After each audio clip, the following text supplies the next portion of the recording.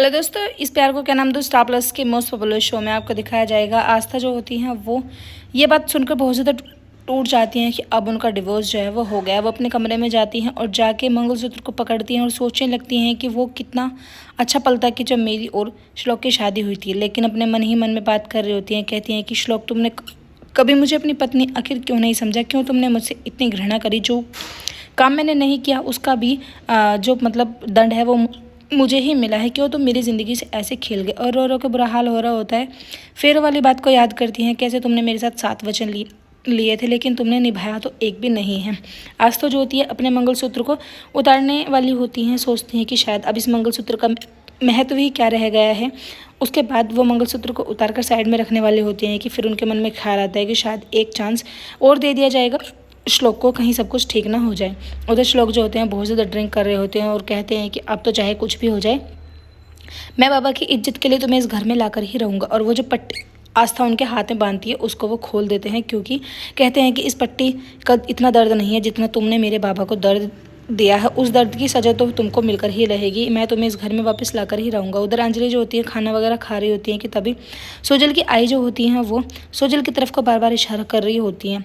लेकिन अंजलि जो होती हैं वो डांट देती हैं, कहती हैं कि तुम्हें पता है ना, खाना खाते समय हमेशा चुपचाप बैठना चाहिए। तभी सोजल जो होती हैं वो कहती हैं कि आस्था अगर वापस नहीं आई तो फिर इस घर में क्या होगा? ऐसे करके वो अंजलि को बहुत ज़्यादा गुस्से में कर देती हैं। सोजल के आगे से अंजलि जो होती है उस थाली को हटा लेती हैं, कहती हैं कि तुम भी इस घर की मान मर्यादाओं को भूलती जा रही हो। लगता है तुम्हारी माँ के संस्कार भी तुम्हारे अंदर आने लगे हैं। कहीं ऐसा ना हो कि मैं तुम दोनों को ही इस घर में भूखा मार दूँ। और वो काम वाले से कहती हैं कि तुम्हें 2 दिन की छुट्टी चाहिए थी ना, जाओ मैं तुम्हें 3 दिन की छुट्टी देती हूँ। अब सारा काम जो है घर का सोजल करेगी और ऊपर के जितने भी काम है वो इनकी आई करेंगी, क्योंकि अगर काम वाम करती रहेंगी तो इनके हाथ पैर जो है वो अच्छे से चलते रहेंगे।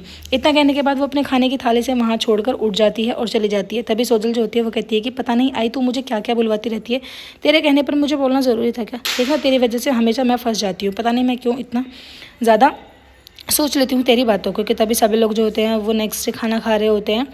निरंजन के पास किसी का कॉल आता है कि कल जो है श्लोक की पहली हियरिंग है। उसके बाद वो श्लोक को बताते हैं, कहते हैं कि कल तुम्हारी पहली डेट है और इसमें घबराने की कोई बात नहीं है, हम सब तुम्हारे साथ हैं। उनके हाथ पर हाथ रखकर वो उनको हौसला देते हैं, कहते हैं कि टेंशन लेने की कोई ज़रूरत नहीं है, हम सब जो है आसपास ही रहेंगे और वकील हमारा बहुत अच्छा है, देख लेना, शायद सब कुछ हमारे पक्ष में ही होगा। उधर आस्था की माँ जो बताती हैं वो कहती हैं कि कल डेट की पहली हियरिंग है, इसलिए ऐसा करना, कल के लिए जो है ऑफिस की छुट्टी ले लेना। और आस्था जो होती है वो ऑफिस के लिए निकल जाती हैं, कुछ भी खाना वगैरह नहीं खा के जाती है, कहती हैं कि मैं ऑफिस की कैंटीन पर ही खाना खा लूँगी। उधर कालिंदी अपने मन ही मन में सोच रही होती हैं, कहती है कि बहुत जल्दी बस मेरी बच्ची का जो है अब इन सब चीज़ों से पीछे छूट जाएगा।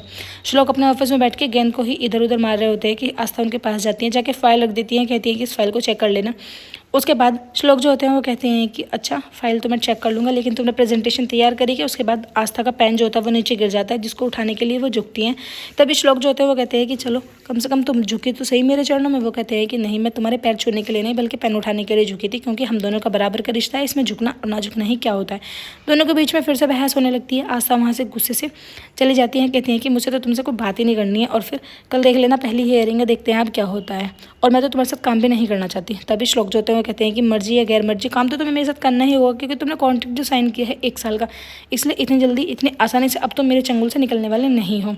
इतना कहकर आस्था जो होती है वो कहती है कि तुम हमेशा अपने अकड़ और अपने ईगो की वजह से ही रिश्ते खोते हो। फिर उसके बाद तभी किसी का कॉल आता है श्लोक के पास। श्लोक जो होते हैं वो कहते हैं कि आस्था से कहो कि 2 मिनट के अंदर अंदर अपनी प्रेजेंटेशन तैयार करे और मैं अभी कॉन्फ्रेंस रूम में आता हूँ। आस्था जो होती है वो कॉन्फ्रेंस रूम में चली जाती है, जहाँ पर वेटर जो होते हैं वो जाके 2 कप चाय लेके आते हैं और बिस्किट वगैरह वहाँ पर जाकर रख देते हैं। कहते हैं कि मैम साहब बस अभी आते ही होंगे। आस्था बार बार उनका इंतजार कर रही होती है, क्योंकि श्लोक उन्हें नज़र नहीं आते हैं। उसके बाद जैसे ही वो कॉन्फ्रेंस रूम से निकलने वाली होती हैं कि तभी वहाँ श्लोक आ जाते हैं। श्लोक फ़ोन पर किससे बात कर रहे होते हैं और आस्था को इशारों से कहते हैं कि बैठो, मुझे प्रेजेंटेशन दिखाओ। उसके बाद जैसे उनका फ़ोन करता है कि आस्था अपने प्रेजेंटेशन दिखाने वाली होती है कि तभी ऑफिस में एकदम भगदड़ मचने लगती है, चारों तरफ आग फैल जाती है। सोजल को पता चलता है, सोजल के पास कोई फ़ोन करता है कि तुम्हारे श्लोक वाले ऑफिस में जो है आग लग गई है। अंजलि जो होती है वो कहती है कि लाओ मुझे दिखाओ किसका फ़ोन है। वो पूछती हैं कि श्लोक वाले ऑफिस में आग लगी है। वो कहती हैं कि भगवान बस मेरा बच्चा ठीक हो। उसके बाद अंजलि जो होती है वो घबरा जाती है, सोचती हैं कि क्या मैं निरंजन जी को फ़ोन करूँ। फिर वो अपना धक्का करती है, निरंजन को फ़ोन मिला बैठती है। निरंजन जो होते हैं वो कहते हैं कि हाँ बताइए क्या बात हुई। अंजलि जो होती है वो सारी बात निरंजन को बताती है, कहती है कि श्लोक के ऑफिस से किसी का फ़ोन आया था कि श्लोक के ऑफिस में जो है आग लग गई है, आस्था और श्लोक दोनों वहीं पर हैं, उनकी सेफ्टी के लिए कुछ करा जाए।